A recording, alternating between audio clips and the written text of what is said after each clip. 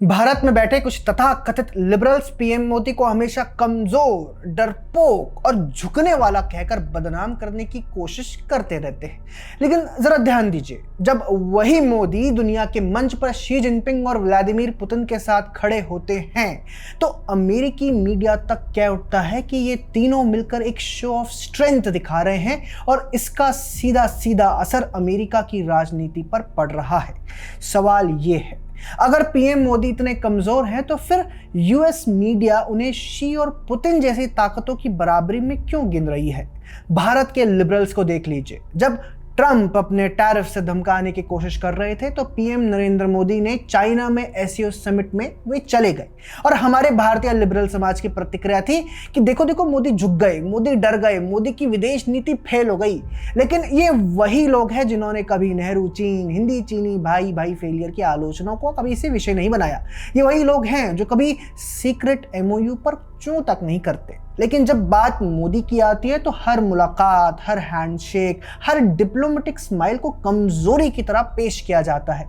अब आइए अमेरिका की मीडिया पर MSNBC जैसे चैनल पर खुली बहस हो रही है कि ट्रंप को मोदी, पुतिन और शी की स्ट्रेंथ के सामने कैसे रिएक्ट करना चाहिए। मतलब सोचिए, यूएस मीडिया ये मान रही है कि मोदी अब सिर्फ भारत के नेता नहीं बल्कि वो ग्लोबल पावर सेंटर का हिस्सा है।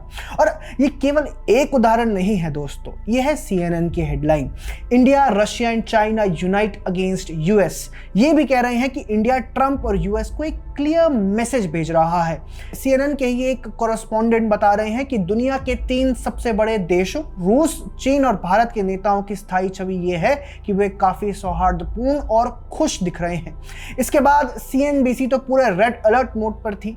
एक CNBC कमेंटेटर ने चेतावनी दी कि अगर भारत, चीन और रूस किसी भी प्रकार के गठबंधन में एक साथ आते हैं तो अमेरिका 21वीं सदी में प्रतिस्पर्धा नहीं कर पाएगा, हम घर वापस जा सकते हैं। ब्लूमबर्ग ने भी इस पूरे मामले पर लिखा था कि शी पुतिन मोदी गठबंधन का उभरना अमेरिका नीति वैश्विक व्यवस्था के रक्षकों के लिए चिंताजनक है कि इन नेताओं के बीच बढ़ती एकता और बदलते वैश्विक शक्ति गतिशीलता को नजरअंदाज करना मुश्किल है। न्यूयॉर्क टाइम्स भी अपना अलग अलार्म बजा रहा है कि चीन, रूस और भारत के नेता जो पश्चिम से संबंध न रखने वाली 3 सबसे बड़ी शक्तियों के नेता हैं, सोमवार को एक शिखर सम्मेलन में एक दूसरे का अभिवादन करते हुए अच्छे दोस्तों की तरह मुस्कुराए और हंसे।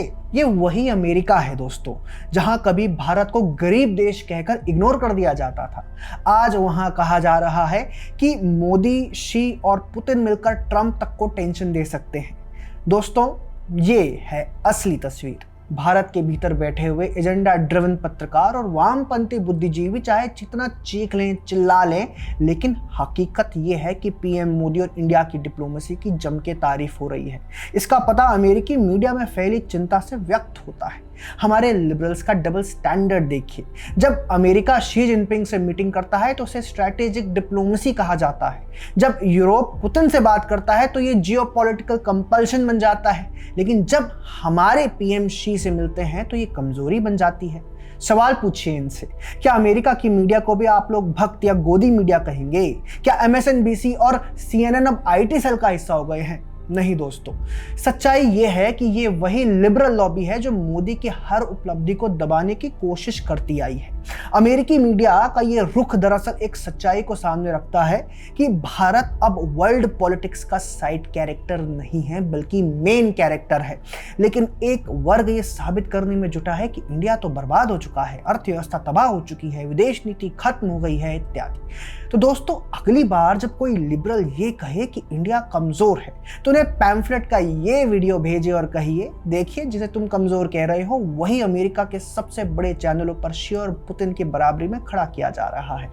यही है मोदी की असली डिप्लोमेसी और यही है नए भारत का ग्लोबल कद।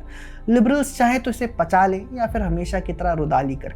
US media versus Indian liberals, आप किसकी बात पर अधिक विश्वास करेंगे? कमेंट सेक्शन में हमें जरूर बताएं। वीडियो पसंद आई हो तो इसे शेयर करना ना भूलें। जय हिंद।